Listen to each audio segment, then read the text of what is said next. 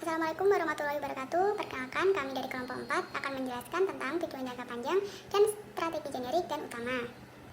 Perkenalkan, saya Atsila Rusdi, NPM 331 akan menjelaskan tentang tujuan jangka panjang.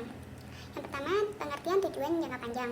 Tujuan adalah sesuatu yang ingin dicapai yang dapat dibedakan sebagai tujuan jangka panjang, tujuan jangka menengah, dan tujuan jangka pendek. Tujuan jangka panjang adalah merupakan hasil yang diharapkan dari pelaksanaan strategi tertentu. Strategi merupakan serangkaian tindakan yang harus dilakukan untuk mencapai tujuan-tujuan jangka panjang. Dalam tujuan jangka panjang terbagi menjadi 7 kategori umum, yaitu yang pertama profitabilitas, yaitu kemampuan dari suatu perusahaan untuk beroperasi dalam jangka panjang bergantung pada tingkat laba yang memadai. Yang kedua, produktivitas, yaitu para manajer strategi secara terus mencoba meningkatkan produktivitas sistem mereka, seperti jumlah barang yang diproduksi atau jumlah jasa yang diberikan per unit input. Yang ketiga, posisi kompetitif, yaitu salah satu ukuran keberhasilan perusahaan adalah salah satu dominasi relatifnya di pasar. Yang keempat, pengembangan karyawan, yaitu karyawan menghargai pendidikan dan pelatihan sebagai karena hal tersebut mengarah pada kompensasi dan jaminan kerja yang lebih tinggi. Yang kelima, hubungan dengan karyawan, yaitu apakah terikat dengan kontrak serikat pekerja atau tidak. Perusahaan-perusahaan secara aktif mencoba untuk mengembangkan hubungan baik dengan karyawan.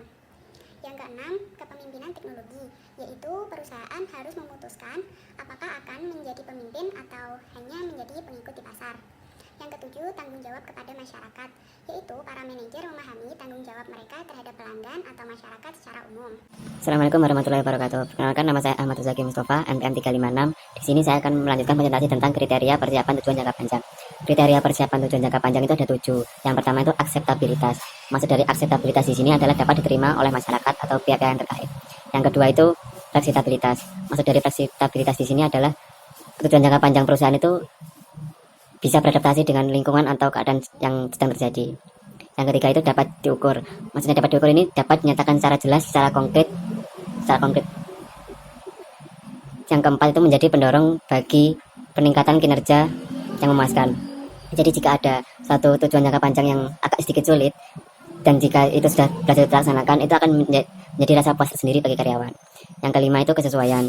Maksud dari kesesuaian ini adalah sesuai dengan visi misi perusahaan. Yang keenam itu dapat dipahami. Maksud dari dapat dipahami di sini, jika perusahaan atau karyawan perusahaan itu satu persepsi gitu, maka akan menjadi lebih mudah untuk mewujudkan tujuan jangka panjang perusahaan tersebut. Yang terakhir itu dapat dicapai. Sasaran atau tujuan jangka panjang itu agak diusahakan agak sedikit lebih sulit, dan jika berhasil mencapainya itu akan menjadi rasa puas tersendiri. Tapi jangan juga tujuan jangka panjang itu sangat sulit dicapai, jadi masih bisa dicapai walaupun agak sedikit sulit. Sekian. Wassalamualaikum warahmatullahi wabarakatuh. Saya Rara Putri Zenda, NPM 278. Saya akan menjelaskan tentang pengertian strategi. Apa itu strategi? Strategi adalah alat untuk mencapai tujuan jangka panjang perusahaan dengan menggunakan alokasi sumber daya manusia dan sumber daya alam untuk mencapai tujuan tersebut. Selanjutnya ada strategi generik dari Wellen and Hanger. Strategi stabilitas atau stability yang termasuk di dalamnya yaitu mempertahankan status quo dan meningkatkan metodologi yang lambat untuk menghindari resiko, penggunaan waktu untuk recovery, menilai prospek pertumbuhan yang rendah, manajemen tidak diperhatikan arah strategi. Selanjutnya ada strategi ekspansi atau expansion yang menekan pada penambahan atau perluasan produk, pasar, dan fungsi-fungsi perusahaan lainnya sehingga aktivitas perusahaan meningkat. Selanjutnya ada strategi penciutan atau retrenchment untuk melakukan pengurangan atas produk yang dihasilkan yang memiliki cash flow negatif, diterapkan bisnis pada tahap menurun. Strategi generik dari Michael R. Porter. Yang pertama ada cost leadership strategi, yaitu penerapan harga yang lebih murah daripada pesaing. Yang kedua ada differentiation strategi, yaitu menerapkan produk yang berbeda dari pesaing. Yang ketiga ada fokus strategi, yaitu melayani peluang pasar yang lebih spesifik.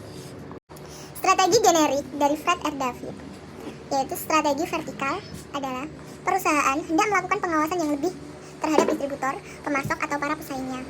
Ada lagi strategi intensif, yaitu usaha untuk meningkatkan posisi pesaing perusahaan melalui produk yang ada. Selanjutnya ada strategi diversifikasi, yaitu menambah produk yang baru.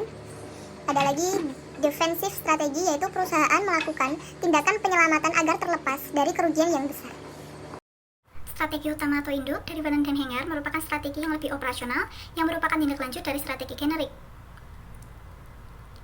Jika strategi generiknya strategi pertumbuhan, maka strategi utamanya ada dua, yaitu strategi pertumbuhan konsentrasi dan strategi pertumbuhan diversifikasi. Strategi pertumbuhan konsentrasi yaitu strategi horizontal dan strategi secara vertikal, sedangkan strategi diversifikasi yaitu secara terpusat dan konglomerasi. Selanjutnya, strategi utama yang diturunkan dari strategi stabilitas yaitu strategi istirahat, strategi waspada, strategi tanpa perubahan, dan strategi laba. Kemudian turunan dari strategi penjutaan yaitu strategi turnaround, strategi captive company, strategi sell out atau divestment, strategi bangkruptcy, dan strategi likuidasi. Kelompok strategi pertumbuhan, strategi konsentrasi pengembangan pasar dan produk baru. Horizontal memperluas segmen pasar secara internal atau melakukan akuisisi atau joint venture secara eksternal. Pertumbuhan vertikal secara internal memperluas lokasi yang ada secara eksternal dengan akuisisi atau mengambil alih fungsi yang sebelumnya disediakan oleh pemasok atau distributor. Strategi pertumbuhan diversifikasi secara terpusat melakukan penambahan produk yang sudah ada dan dilakukan dengan cara yang sama.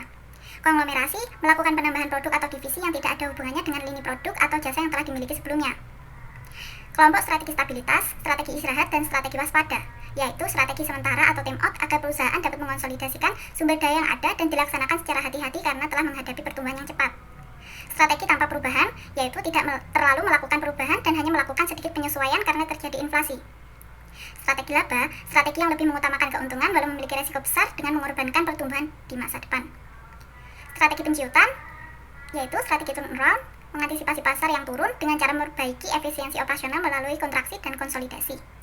Strategi captive company, mengurangi bagian tertentu yang kurang menarik dan kemudian mengusahakan agar fungsi lain menjadi lebih menarik. Strategi sell out atau divestment, menjual perusahaan untuk menyelamatkan investasi. Strategi bangkruptcy dan strategi liquidation, strategi ini membantu perusahaan menghindari tanggung jawab atas utang dan juga dapat menyatakan tidak berlakunya kontrak kerja yang telah disetujui. Dapat dilakukan karena perusahaan sudah relatif tidak memiliki prospek lagi. Pemilihan strategi dilakukan melalui beberapa tahapan yang harus diperhatikan dan dicermati sebagai upaya mencapai suatu tujuan organisasi kelembagaan. Matriks untuk mengevaluasi pemilihan strategi. Evaluasi mencakup 3 kegiatan dasar, yaitu mengkaji landasan perusahaan, membandingkan hasil yang diharapkan dengan kenyataan, dan mengambil tindakan korektif untuk memastikan bahwa kinerja sesuai dengan rencana. Ada 3 pendekatan berbeda untuk pilihan strategis. Yang pertama, fokus pada keputusan yang harus dibuat selama proses perencanaan dengan mengacu pada isu-isu seperti skala waktu dan dampak keseluruhan. Yang kedua, bentuk penilaian halus yang dapat menangani ketidakpastian, entah masalah teknis, politik, atau prosedural. Yang ketiga, pilihan berdasarkan perubahan tambahan daripada menangani kebijakan jangka panjang. Pilihan ini akan berfokus pada apa yang harus diputuskan, bagaimana, dan apa yang dapat ditunda ke tanggal berikutnya. Model bisnis. Model bisnis adalah suatu model yang menjelaskan dan menjabarkan bagaimana sebuah perusahaan dapat bergerak dan berkembang untuk memperoleh keuntungan. Contoh model bisnis ada 5. 1. Affiliate marketing. Model usaha yang satu ini dijalankan untuk mendatangkan banyak traffic untuk memperoleh pendapatan melalui sistem affiliate atau pemasangan. 2. On demand. Salah satu model usaha startup yang tengah menjadi primadona di Indonesia yaitu on demand. Model usaha ini menyediakan jasa untuk membantu masyarakat dalam memenuhi kebutuhan sehari-harinya yang terus meningkat seperti jasa layanan transportasi online. 3. Freemium. Seperti namanya, model usaha atau bisnis dari kata free dan premium ini menawarkan produk perusahaan berupa jasa kepada konsumen secara gratis, namun tetap dengan limitasi fitur dan jumlah layanan. Jika ingin menikmati fitur dan pelayanan yang lengkap, maka konsumen harus mengupgrade dari reguler menjadi premium. 4. Virtual goods. Model usaha virtual goods ini menawarkan produk virtual yang relevan dengan membutuhkan konsumen dan akses yang terbatas. Untuk menikmati fitur tertentu, konsumen harus membayar produk dengan harga yang sudah ditetapkan. Pembelian unlocking fitur ini sebagai penentuan status konsumen dan biasanya digunakan dalam layanan games. 5. Advertising. Model usaha yang satu ini menawarkan produk berupa jasa pengiklanan. Belakangan ini model usaha seperti ini sangat digandrungi sejak maraknya bisnis online. Aliran dana usaha advertising diperoleh dari pemasangan iklan melalui website yang Anda buat. Para pelaku bisnis online akan memasang iklan melalui website Anda untuk meningkatkan dan mendapatkan traffic yang tinggi.